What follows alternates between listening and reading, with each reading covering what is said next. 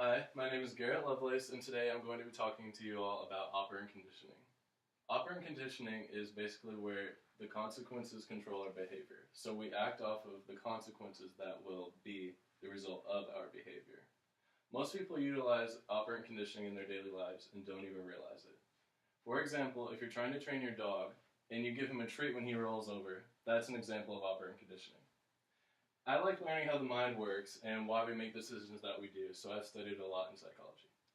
Today we're going to be talking about positive reinforcement, negative reinforcement, and punishment. Positive reinforcement is the introduction of a stimulus to increase or maintain the likelihood of a reoccurrence of a response. So the stimulus is the action that creates the reaction on the subject. Basically, the stimulus is what creates the action. So with that, if you're training your dog, and he rolls over, that's the desired behavior you want from him. So when he does that, you give him a treat. He wants the treat, so in the future he's more likely to roll over to get and do the desired response to get the treat that he wants. So positive is addition of a stimulus to increase repetition. So you're adding something to increase the likelihood of a repetition to occur. So in this sense, the word positive is equal to addition. You're adding something to increase the likelihood. So with that, I have an example of a flow chart to show exactly the breakdown of how it would be. So see here, you want the dog to roll over. So here he's rolling over. And here he's getting the treat, which is what he wants.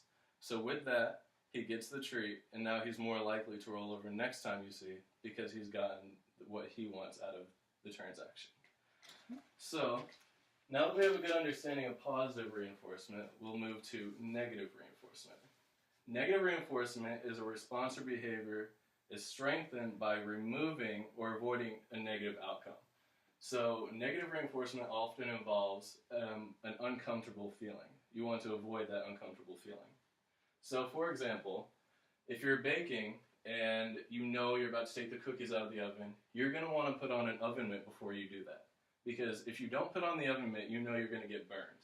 So in turn, to avoid being burned, you put on the oven mitt, which prevents the uncomfortable feeling of being burned. The term negative reinforcement does not always mean something bad is happening. The term negative doesn't refer to something bad. It in turn refers to something being taken away or avoided. So it refers to removing an unwanted consequence. Not necessarily just the bad consequence, but removing it is what the term negative is used for.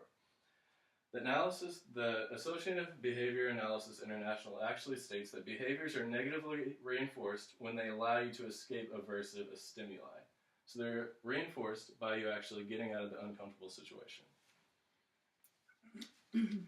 Now that we have a strong understanding of negative reinforcement, let's move to another sect of operant conditioning, being punishment. There's positive punishment and there's negative punishment.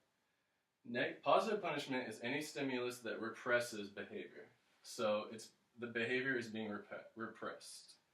Positive punishment produces an unwanted outcome after undesired events have occurred. For example, if a child leaves out all his toys knowing he's not supposed to, the parent could potentially add chores to the chore list.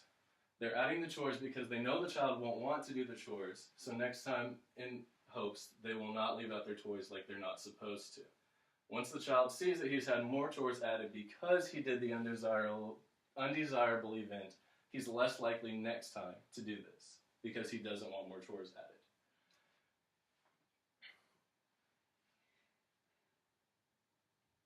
So with that, the child will reduce the likelihood of this event occurring.